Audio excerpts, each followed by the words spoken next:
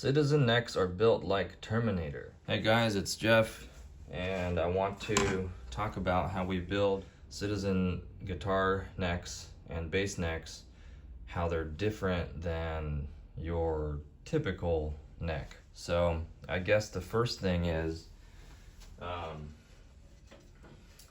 just grabbing this really beat up, dusty classical guitar nylon string. So we're gonna be talking about truss rods, which are the metal rods that go into the center of a lot of guitar necks to keep it straight.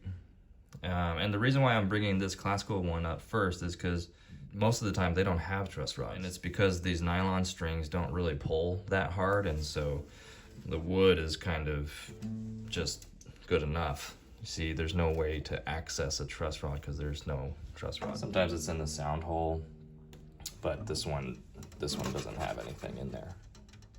But sometimes guitars like this one that's actually called Terminator, sometimes they don't even have truss rods in them. So let me see. Now I didn't take an x-ray, so maybe there is a truss rod in there, but there's no way to adjust it. There's no access at the headstock. There's nothing I can see down here. So that's gonna bring us to more typical necks that you might find. Like this is an Ibanez from the custom shop. You can see there's a truss rod right down in the center, right there. What it does is it counteracts the string tension so that it doesn't bend too far forward or too far backward. Here's a bass guitar neck that we chopped in half. You can see, yeah, there's the truss rod in there, it's embedded. And this is pretty typical. You'll see just a single truss rod down the center of the neck. And here's another neck, if you're in the know, this is a Buscarino. They make really nice jazz guitars. A similar thing, you know, just a single truss rod down the neck. But back to the theme of the video, Citizen necks are built like Terminator. Not only do we have a center truss rod, but we also have inside, on either side of the center truss rod, we have two channels that are cut, and we embed stainless steel neck reinforcement rods. And so what that's gonna do is make the neck more rigid, and it's gonna make the neck less prone to shifting as necks generally shift. And you don't want your neck to shift because when it does, your setup changes, which means your action might go higher or go lower, and you might get some buzz, or the intonation's gonna get thrown out of whack.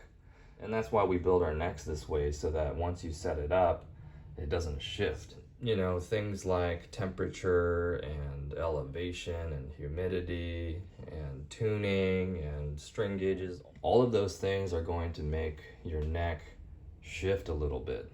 And so that's not desirable. You just want your neck to be straight. And then something else I wanted to mention too was where we position the truss rod adjustment right here with this spoke wheel. We choose to use this style of adjustment because of the ease of access. The strings are gonna be right here, and really easily you can just put this stick in and you can adjust it whichever way you need. As opposed to up at the headstock, trying to get a wrench in here, sometimes you start running into the strings. But over here, you can just move the strings right out of the way, and you know, you don't have to take off any little truss rod cover screws or anything like that. You don't have to unbolt the neck to access it in the heel. It's just really, really convenient.